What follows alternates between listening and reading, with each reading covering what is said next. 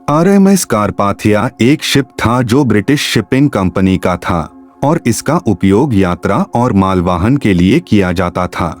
इसकी पहचान उस समय हुई थी जब इस शिप ने 1912 में टाइटैनिक के दुर्घटना के समय उसकी मदद की थी। तारीख 15 अप्रैल 1912 टाइटैनिक डूबा था और RMS कारपाथिया तुरंत ही टाइटैनिक यात्रियों की मदद करने के लिए निकल पड़ा था। कारपाथिया ने टाइटैनिक के उत्तरी अटलांटिक में स्थित स्थान पर पहुंचकर बचाव ऑपरेशंस का मुख्य स्थल बना लिया। उसने 705 टाइटैनिक यात्रियों को बचाया, जिन्हें वह अपने जलयान में सुरक्षित रूप से स्थानांतरित करने में सफल रहा। अब हम कारपेथिया की विशेषताएं जानेंगे। जहाज का प्रकार RMS कारपेथिया एक कनार्ड लाइन ट्रांसअटलांटिक यात्री स्टीमशिप था।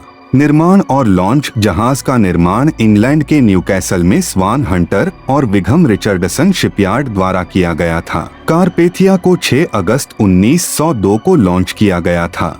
आकार और क्षमता। कारपेथिया की लंबाई लगभग 541 फीट 165 मीटर थी।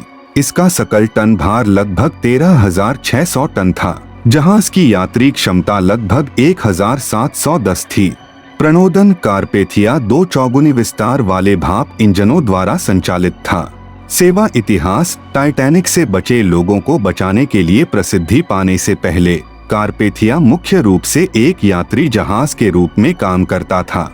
टाइटैनिक बचाव मिशन। 15 अप्रैल 1912 को टाइटैनिक आपदा से बचे लोगों को बचाने में अपनी भूमिका के लिए कारपेथिया ने महत्वपूर्ण ऐतिहासिक महत्व हासिल किया। इसने टाइटैनिक के संकट संकेतों का जवाब दिया और टाइटैनिक के डूबने के लगभग 4 घंटे बाद घटनास्थल पर पहुंचा। RMS कारपेथिया ने पहले तो टाइटैनिक यात्रीगण की बचाव में महत्वपूर्ण भूमिका निभाई थी, लेकिन पहले विश्व युद्ध के दौरान उसे एक जर्मन यू-बोट द्वारा हमला किया गया था। RMS कारपेथिया की डूबने की घटना 17 जुलाई 1918 को हुई थी। डूबने का स्थान आयरलैंड के तट से दूर अटलांटिक महासागर में था।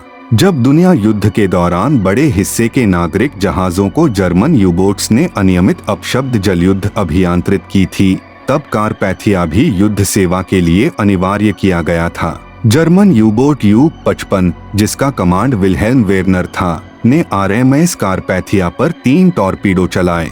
2 टॉर्पीडोज ने कारपेथिया को महत्वपूर्ण नुकसान पहुंचाया। हमले के बाद कारपेथिया तेजी से डूबने लगी। तत्काल फ्लडिंग को नियंत्रित करने और जहाज को बचाने के प्रयासों के बावजूद स्थिति साफ थी कि कारपेथिया डूबने वाला है। कारपेथिया के कर्मचारी और यात्रीगण टाइटैनिक घटना की तरह जहाज डूबते समय जीवन बंधनों में बैठ गए। सभी को सफलतापूर्वक निकाल लिया गया। डूबने के बाद जीवन बंधनों को आखिरकार दूसरे जलयात्री से बचाया गया।